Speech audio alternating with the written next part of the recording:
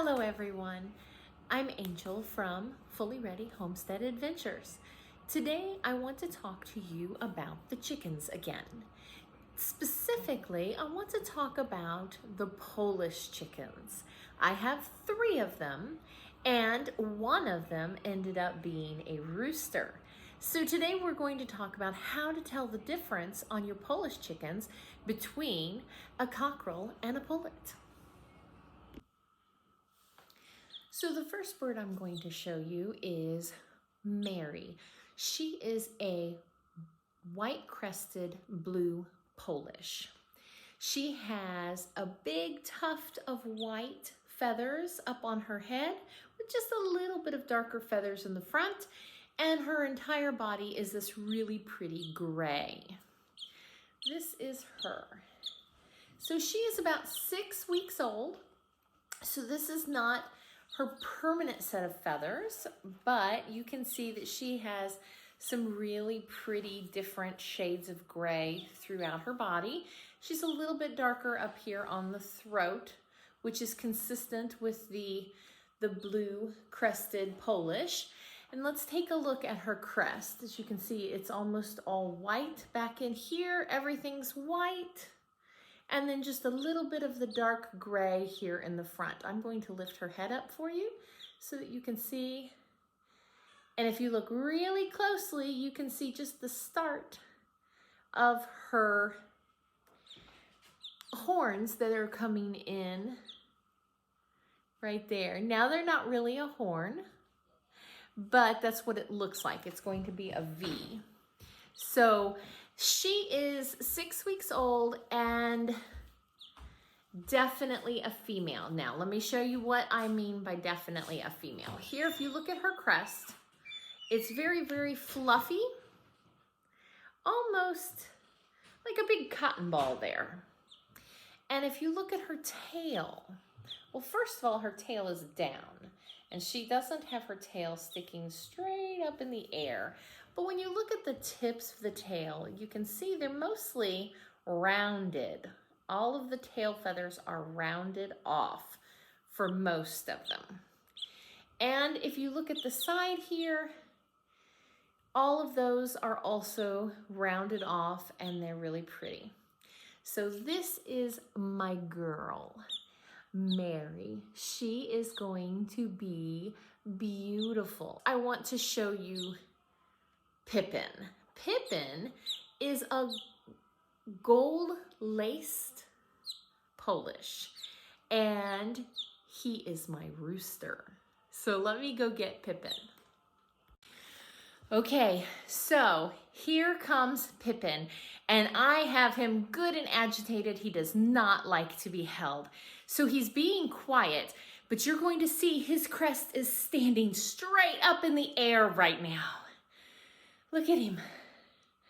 Look at his crest standing straight up in the air. Oh, it is awesome. Here he is from the front. Hold on, sweetie. Come on back over. There. He's got just a little bit here on the sides, not much. And this is standing straight up. Now, when he is perfectly calm, I'm going to turn you around, Pippin. Calm down. He is gorgeous. So when he is perfectly calm, this crest will lay down like this. And we'll have a rock star shaggy hair going with his feathers. But right now he's quite put out with me because we had a fight on whether or not he was coming out to see you. And he was trying to hide and I found him. So he's not happy with me at the moment. As you can see, he has beautiful wings and he is not a happy boy. It's okay, Pippin. He is going to be, you're all right. Let me go ahead and catch his wings again so that he doesn't flap all over the place. Let me have that. Let me have that. Okay, so he does not like being on camera. He is not crowing yet. He is 6 weeks old and I have not heard him crow. Now he's very unhappy to be here. So let me quickly show you the other reason, other than the crest, that I know he is a rooster, a cockerel. Now at 6 weeks old, he already has very pointy tail feathers. Now they're currently down right now, and I think that's because he's agitated, because normally he has them straight up in the air, just like this, showing his tail feathers off to everybody. Look at how pointy those are compared to Mary's. Most definitely some rooster feathers here. Now let's take a quick look. As you can see, he doesn't have his saddle yet, but these feathers are definitely getting longer and pointier than Mary's were. So he will be absolutely stunning once he's done maturing. Yes, I know you're upset. He will be stunning once he's done maturing. I'm going to go ahead and put him back because he is not a happy boy to be on camera. And I will be back with another bird. One thing before I go, I want to point out is that, here, let me move his wings so you can see his body. He is a smaller chicken. He's kind of puffed up right now. He's actually the smallest chicken in our flock right now, even though he's the same age as his 5 girlfriends. So, oh my goodness, you are so pretty. You are going to be a stunner. He is already behaving like a rooster. He will try and keep those smaller birds that are his hens separate from the bigger birds, even though we're trying to integrate them right now. He will fight, kind of puff up like this, and he'll get in their face and kind of bounce back on them like this when they're trying to get out of the area that I have for them to stay protected in while we're working on integration. He does not want them to sneak out and hang out with the bigger ones because he thinks they're going to get hurt. You okay, sweetie? All right, let's go ahead and do one quick look. And as you can see, he does not have much of his V coming in yet, but it will be there. Oh my goodness, you are such a pretty boy. All right, I'm going to go put him back because I can feel a little bit of a quiver in him. So he's a little nervous. He's not really happy. I'm gonna put him right up here against my chest so he'll calm down as I carry him back. All right, it's all right. Let's see if we can't get that head feathers to calm down. And I will be back with another chicken. Okay, for reference, I went ahead and brought in one of the other chicks that are around the same age. And I call these my teenagers because they're not full grown, but they're also not really chicks. They're not babies anymore. This one is 6 weeks old, just like the other 2 I have shown you. This is a Lavender Orphington, and she's very fluffy. She has a beautiful pale gray. Beautiful pale gray. Now she will have a different kind of comb than the Polish do. Yes.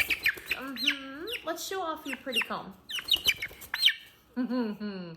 They are much calmer when they're against your chest, just for reference. All right, so let's take a look. She just has that one line down the center. And let me show you the tail feathers so that you can see another breed of chicken difference. All right, now her tail feathers, they're tiny in this breed. Little tiny tail feathers, but you can see they are still really rounded. And so they're not pointed. And then, yes, I know, hold on.